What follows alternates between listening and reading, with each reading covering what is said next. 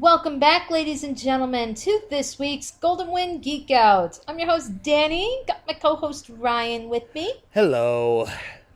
And we're here to talk about The Grateful Dead Part 2. So, pretty much the finale of this fight. And, oh my god, David Production, you glorious fucking bastards! You gave this fight justice! It's like you gave another part of Ventura Rail Justice yet again. Oh my god, it was so I good. know. It's like, I've said this multiple times and I will continue to say it. The train fight is my favorite fight in this entire part. So to see that this was handled so well, oh my god, I am like super stoked to see some of my other favorite fights. Like, I can't wait to see White Album. I can't wait to see Metallica. I can't wait to see Notorious B.I.G. It's like, oh my god, I can't wait to see all of these fights. Like, I can't wait to see Chocolata show up. So Oh god. oh man, it's like, they've been doing very good so far. Again, this is probably personal bias, but oh man, they've really stepped up their game in this fight. So it's just like, gotta can't wait to see more fights. Me too. Me too. I mean, granted, I don't have like a massive bias towards the train fight because I still have no idea which is my favorite fight in this entire part. But no, I strongly agree this was done extremely well from beginning to end. And part two of the Grateful Death, this is another example of such. Yeah, and this is where I hope, for you, like, anime only watchers, and even for, like, even for those of you who've read the manga and everything, hopefully you guys are able to see why I just absolutely adore Bruno Bucciolati. Because it's like, yeah, this was the fight that won me over for him. Because, like I said before, up until this point, I was really thinking, like, yeah, Mist is probably my favorite character. But then this fight happens, and I see what Bruno does in this fight. And I'm just like, oh, hell no, I like this guy a lot. Oh man. So hopefully you guys can understand now why I just love Bruno so much. But, so I guess before we really talk about, Pesci's time to shine, let's, I guess, briefly talk about Prosciutto, who was in for the first 5 minutes or something. But I think there's really only one thing about Prosciutto that I think that's even worth talking about, and that was we made it a point last week was we were hoping what was going to happen when it's time to show Prosciutto's corpse, and we were really hoping that okay, like, how graphic are they going to make it, because it was really, really gruesome. It's one of the most gruesome panels in the entire part. So I was like, I was hoping that, the anime adaptation wouldn't, skimp out. Well, I think suffice it to say they didn't. Nope. No, no, I mean, no black blurs or anything. No other way of censoring the scene or whatever. Nope. It was 100% uncensored, completely raw. We saw a mangled prosciutto corpse at the bottom of the train. Yeah, it's like which god? It's like I'm fast forwarding it right now, actually, just so I can clearly see, what the hell what it was. But it's like, okay, there we go. So it's like, I mean, yeah, again, compare this to the manga page, where, I mean, it's like, it's like, yeah, you see his legs are completely twisted around, like, the metal parts. His arm is clean off. It's like, he's just drenched in blood. And yet he's somehow still alive. How? It's like, it's like, oh my god. It was like, it was a gut punch to see it in the manga. It's a gut punch to see it animated. So, kudos to you, Dave Production. Yeah, right. So, so now we can talk about, now we can really, gush about Pesci here. Because it's like, yeah, this was the point where Pesci's like, he finally nuts up, and we actually see him for the threat that he actually is. So I mean, I was like, like Ryan, what like I guess like what parts about like prosciutto's heel turn, not prosciutto, Pesci's heel turn here, like stood out to you the most? Well, oh man, okay. It was like when Pesci was having that when he was monologuing to himself, basically say, okay, okay, if prosciutto was here, he wanted me to do this. I need to man up, and then we get that shot of like his face when he has that very serious look on his face because throughout the entire time, we see Pesci like being like a very scared, very timid character or whatever, and he always had like these very freaked out or scared expressions on his face because that's how he basically act throughout the whole damn thing, and until this very point, um that's when he realizes, okay, it's all up to me now. I gotta do this to save my big bro, and he gets that very intimidated, serious look, like a lot of other villains that we've seen in JoJo Past or whatever. It's like that one. I'm like, oh, okay, now this guy really means business. Oh shit! And to top it all off, he killed a man. Yeah, really. Like, yeah, stepped on this poor guy's neck. Yeah, yeah, really. Well, he was aging, no less. It's like, dick. Although it's like, I know this was, yeah, I know this is in the manga too, but I mean, it's like, I think it's because I think, when we got the backstory behind La Squadra. Because if you remember, this whole thing with Sorbet and Gelato, that was 2 years prior to right now. And, we see that, yeah, Pesci was indeed there. So we know Pesci's at least been with these guys for about 2 years. And yet he commented, this is the first time that I've actually killed someone. So it's like, I guess it kind of begs the question, what the fuck were they doing with you for 2 years? So it's like, what were they keeping you around for? Kicks? I guess they needed him. It's like you I would guess think they by needed him for now. like backup or something. I don't know. It's like, yeah, I mean, it's like, because it's like, you would think that by now he might have, like, killed a couple of people or something, but no, he made the comment, like, yeah, when he snapped that guy's neck, he said, yep, this is the first man that I killed, and it's like, and of course, it's pretty much the only man that he killed, but Yeah. still, it's like, when you take that into consideration and you realize that Pesci's been with La Squadra for at least 2 years, it's like, it does kind of beg that question. It's like, La Squadra, what were you keeping this guy around for if you weren't going to utilize him for 2 years? It's like, 2 years is a long time, not, all things considered. We kept Pesci around for moral support. I guess. I don't know.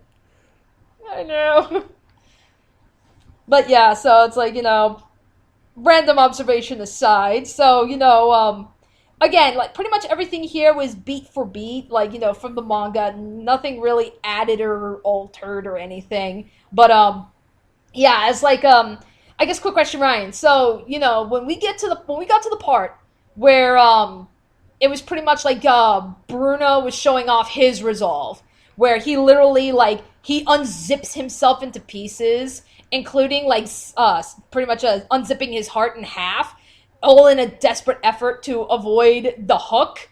So it's like, this is where I was saying last week, like, this is the moment that's very reminiscent of where Jotaro had to play dead to fool Dio, and Bruno's doing the same thing with Pesci. So I guess the big question is, so who played dead better, Jotaro or Bruno? Okay, that's just not fair.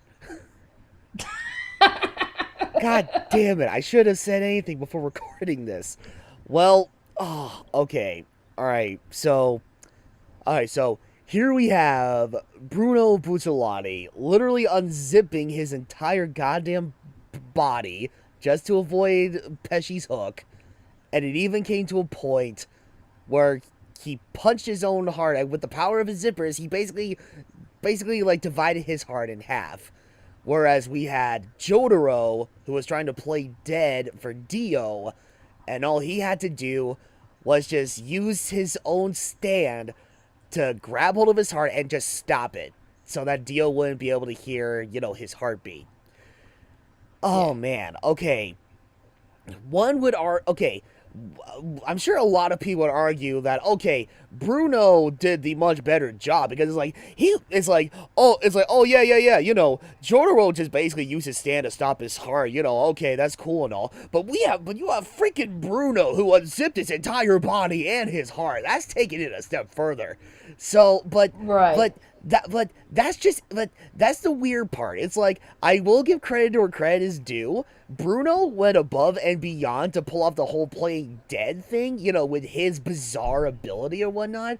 But I don't know. For me personally, this is why I say this is not fair, because it's like, I can't decide who did it better, because it's like, yeah, Jotaro's way of playing dead is like, no, it's like, it's not as crazy as what Bruno had to do to avoid Pesci's hook, but it's like, it is such an iconic moment in Stardust Crusaders when, Jotaro was trying to play dead so that freaking Dio wouldn't be able to hear Jotaro's heartbeat or whatever.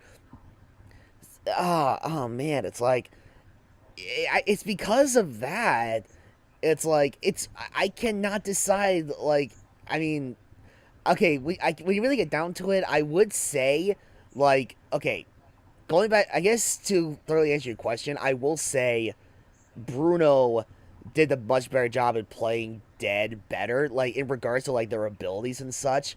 But I can't decide who. But I can't really decide, like, who I enjoyed best. When it comes to these two characters playing dead. I think that's the biggest gist behind it. Yeah. I mean, I can see where you're coming from with that. Because it's like, yeah, when you look into the abilities and everything, I mean, it's like, yeah, Bruno did take the bigger risk. Because, I mean, yeah, Jotaro don't get me wrong, Jotaro took a huge fucking risk too. But to Jotaro's credit, even when his heart was stopped, Star Platinum, he could still use Star Platinum to, jumpstart his heart and everything. From what we saw with Bruno, even like, after he unzipped himself into pieces and even split his heart in half, I mean, yeah, you saw this even took a toll on Sticky Fingers. I mean, it's like, if Pesci did not, force the train to stop, and, which is what would allow, Bruno's pieces to come back together, like, close enough where Sticky Fingers could reach it, yeah, Bruno would be fucking dead right now. I mean, no questions asked, he would not have survived. So that's where it's like, I mean, I do agree. It's like, I can't really say, which moment I like more, because I like them both pretty equally. But yeah, when it comes to like, yeah, who took the bigger risk, I would say it would be Bruno. Yeah, Like, it is definitely Bruno that took the bigger risk when it comes to playing dead. Because no, you're absolutely right. It's like unlike Jotaro, where he could easily, like, just jumpstart his heart with his stand or whatever. It's like Bruno has no way of doing that at all or whatnot, especially when he was all like zipped up into pieces or whatnot. So yeah, if it weren't for Pesci, stopping the train, and gravity, playing a really big role in that scenario, yeah, Bruno would have been a goner. yeah. And that's where it's like, this might just, now granted, this might also just attribute to Araki's writing, because, yeah, because, I mean, to be fair, it's like, the whole thing in Stardust Crusaders where it's like, Star Platinum and the World, they're the same type of stand, and that's why Jotaro stood a fucking chance. I was like, yeah, that was a one-time thing that we never see in the series ever again. So it's like, so that's where it's like, and yeah, Star Platinum was pretty fucking OP, for a stand. I mean, even like in later parts, like even when we get to like part 6 later on, when Jotaro like does play a far more active role, I mean, he's like, Star Platinum is still recognized as being one of the strongest stands in the world. So I mean, it's like, Star Platinum's kind of OP. So the fact that we saw that, like, yeah, even though Jotaro's heart was stopped, Star Platinum still had full control, and Sticky Fingers didn't. Yeah. So that's where it's like, that could very well be a testament to like Araki's writing and how much he's changed, and he's put a lot more limitations on stands, how they function and shit, compared to Stardust Crusaders. Right. That seems legitimate enough. Yeah, ready? So then, I'm trying to think. Is there anything else about that particular scene that we need to talk about before we move on to the part that you and I were like freaking out over? Um, well, no, actually, I think we pretty much talked about as much about that scene as we could, to be honest. All right. So yeah, now let's get into the ending of Bruno versus Pesci. This was the moment that, I know Ryan and I, we were absolutely waiting for. I'm sure everybody else was waiting for. I mean, I will just say, like, even before we go into this, with the color changes and everything, because it's like, of course you're going to switch up the colors when we're going into, like, the last several blows.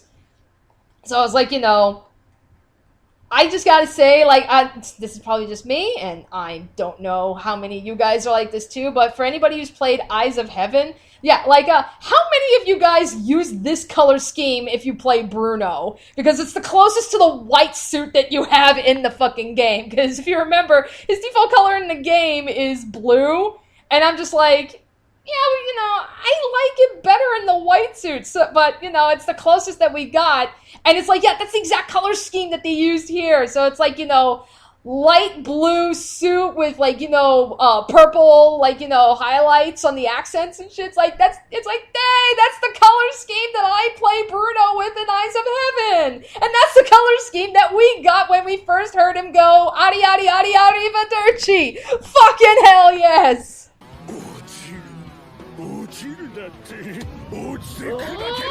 Oh! Oh God! Yep. Yeah, how about no? He's making the move! Oh! Oh! Oh God! Oh, here we go. Yes! Yes! Yes! Arrivederci. Oh, yes! that was so fucking sexy! Perfect! That was perfect! Oh my god, marry me, Bruno, please!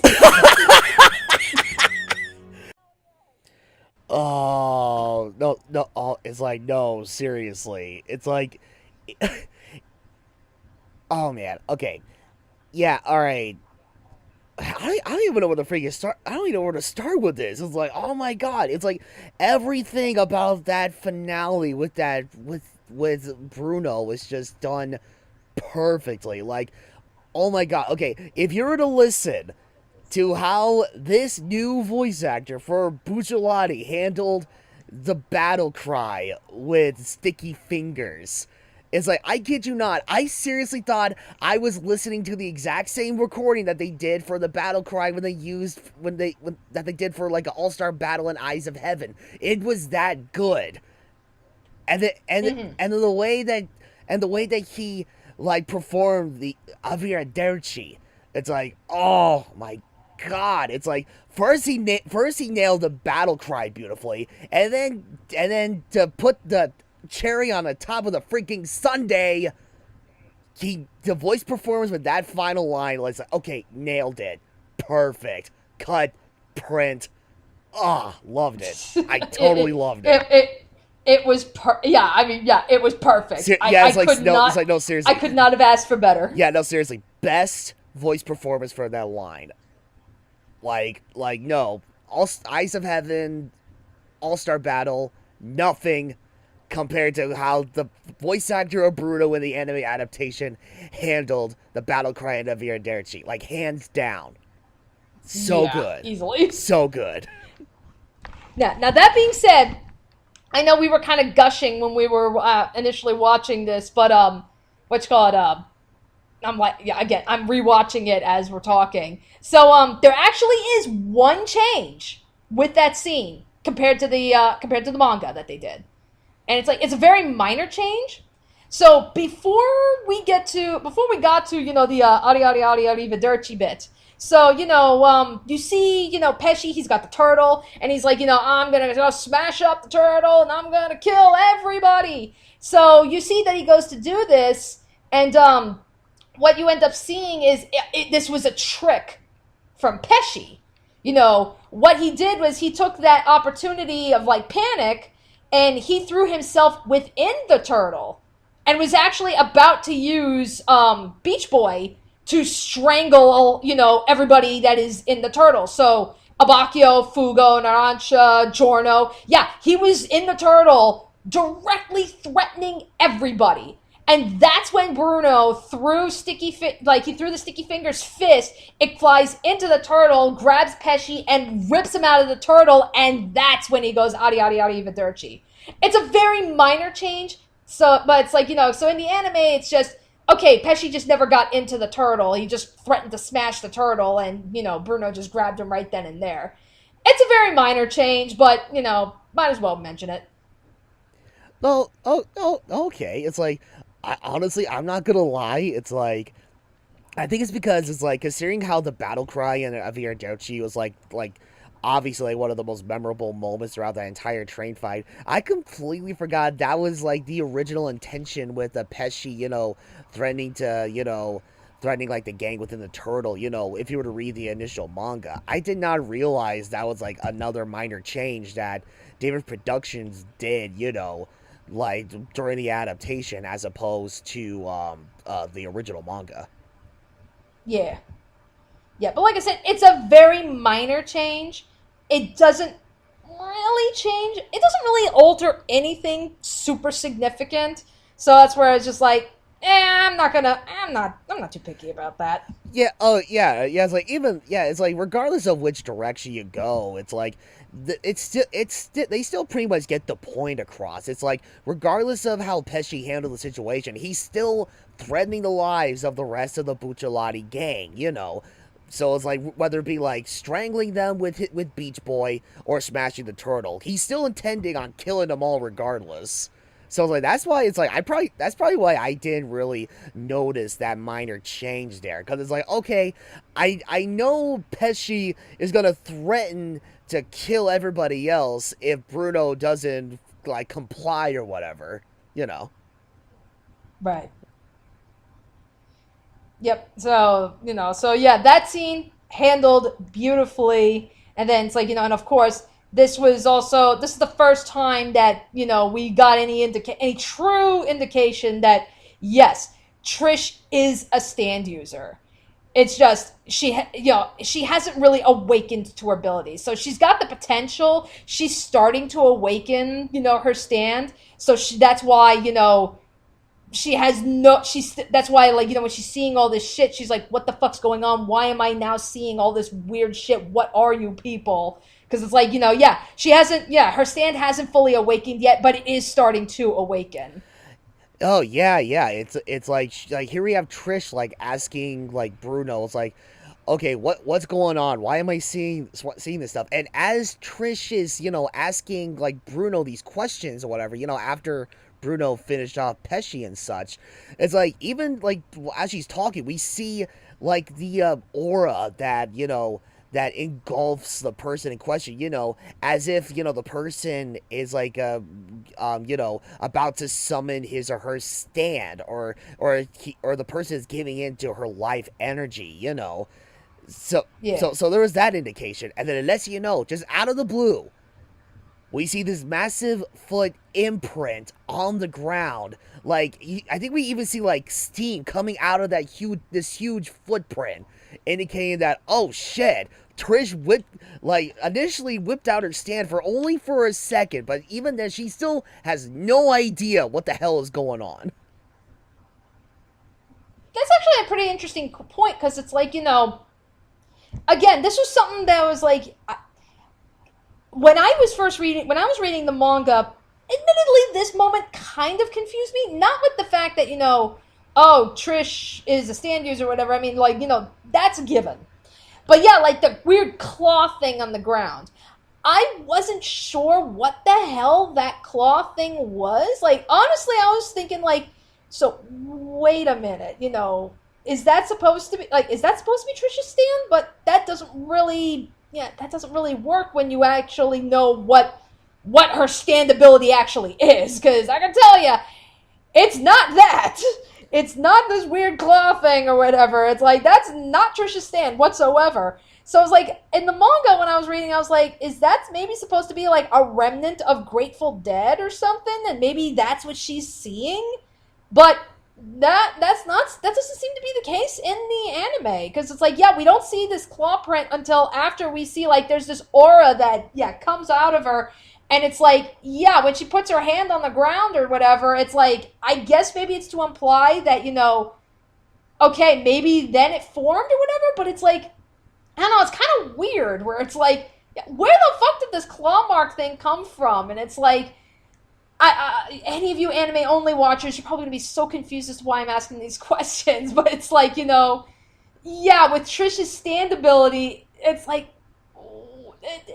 I am confused. Maybe this was a point where maybe Araki at the time didn't really flesh out what Trish's stand is. Like, maybe just like, okay, she's a stand user, but he didn't really like truly like, work out what her ability is going to be. So in the meantime, I'll just make something threatening. Like, maybe that's what it was. But it's so weird because it's just like, that's not how her stand works. No, it's really not. It's like, I don't know. I'm just going with the assumption that it's like, it may have something to do with her stand, but considering how it's like this early and it's like, Trish has yet to like fully, fully unleash her stand. It's like, maybe it's a sign that her stand is like still like developing or something. Right. Yeah, again, Maybe. it's just some assumption that I'm coming up with. I could be dead wrong. Don't quote me on that. But it's like, from what I noticed in that scene, it's like, I'm just gonna go ahead and just say, it's like, it's like, yeah, even though like that huge handprint is like, it's not exactly like, it doesn't exactly correlate to how her stand really is. It's like, it's still gotta be something like that, something connected to her stand regardless. Because again, yeah, we do not see that until, like, we see the aura around Trish as she's asking Bruno all of these questions. And then we get a shot of this random footprint we never saw before, to the right of Trish, slightly behind her, while she's still talking. We never see that until that point. Yeah. Yes, yeah. But, whatever. It's a minor thing. Right. But regardless, so I guess now we have to kind of address how the episode ends, because, oh god, my god, we're not ready. I mean, I can't believe we're already here, but we're not ready. Why? It's no crime. If I'm guilty of love, let me do my time. Well, why? It's no crime. Everybody needs love, and baby, so do I was not ready, at the end of that episode, and I tell you what, I'm gonna say this right now, I will not be ready for next week. Yes, I know it's gonna be like another 7 days from now, but still, even throughout this entire time, I am not gonna be ready for it. I don't think anybody's gonna be ready for this. Yeah, I know, everyone who's read the manga, you know exactly what we're talking about here. For you anime-only watchers, oh god, you are not ready. You are not ready for Malone. You just aren't, okay? No, you're really not. Just trust me on this one. I mean, it's like, normally, I am not the kind of person to throw out trigger warning, haphazardly, because I know there's a lot of people that'll do that over, every dumb little goddamn thing regardless of context, and I'm not one of those people, because I trust you guys to make your own informed decisions and approach things like adults. But there's no way of getting around this one. No, it's like, not really. It's like, don't look, I'm just telling you guys right now, it's like, okay, nothing graphic happens, but the implication behind it, oh god, it's really, really disturbing. So that's where it's like, proceed with caution. That's all I'm going to say. Proceed with fucking caution next week. Viewer if you're an discretion anime, is absolutely advised with this one. this is the only time in part 5 that I will say, yeah, if you are at all bothered by even like so much as the implication of sexual assault, proceed with caution next week. Yeah, really. Usually freaking you always puts a smile on my face, but not with next week. No. Just fucking no. No. God, it's like it's like honestly, it's like whenever that moment comes and we finally get to the ending after that episode, I think just for this one episode, I'm just gonna mute my TV and not listen to freaking you. I know, that's where it's like, this is like the one time where it's like the ending is gonna backfire on us. Yeah, the one time. It's like God damn it. It's like David Productions, like, okay, you guys should have seen this coming. I'm just saying. I mean, great song choice, sure but it's like I'm sure they did. Yeah. Oh, well then those sick fucks. I'm just saying. I know. It's and mind you guys, it's just one episode, and it's not even like the entirety of the stand fight. It's just the setup for the stand fight. That's disturbing. The fight itself, that's a fucking cakewalk. There's nothing really gruesome or anything about the fight itself, but it's the context for the setup of the fight that's really fucking disturbing. That's where it's really is. That's like, I remembered during the episode when we got, the La Squadra flashback, and I remembered, looking at, comments on, YouTube videos and shit of, people's reaction to Malone. Like, that one scene, if you remember, Ryan, when they're watching, what is it? The politician and his wife or something that they were going to kill, where Formaggio gave him, the car roofie. Yeah. If you remember, they were leaving the restaurant, and it's like you see Malone. He's watching the wife walk out in heels, and he's just he's licking his lips. That's where it's like, oh, you anime only watchers, you have no clue. That's where it's like, you guys are just thinking oh, he's got a foot fetish. It's like, no. Oh, it is. No idea. It is much more than that. You poor bastards. It's like, folks, that moment there was just the tip of the fucking iceberg. You anime watchers have no goddamn idea what this man is and his stand is truly capable of. That is a fucking snowflake on the tip of the iceberg. So it's like, oh god, it's like, God. You know what? We might as well let's save this for next week, when we really when we'll see just how David Production is handling Malone. Yeah, but we will. But it's like, even then, it's like, yeah, even though we're not going to be seeing that, until next week. We already did get a confirmation on the new name that they gave for the next stand. That's something. Yes. So Malone's stand the original name is Babyface. So yes, named after the rapper, and Babyface is now known as Babyhead. So it's like, okay, we got another synonym switch. Okay, that's fine.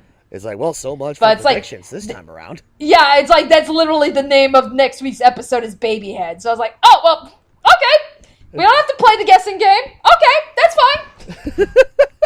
All right, fine. Just go ahead. Just ruin all the fun. All right. All right. So I'm trying to think. Is there anything else that we need to bring up?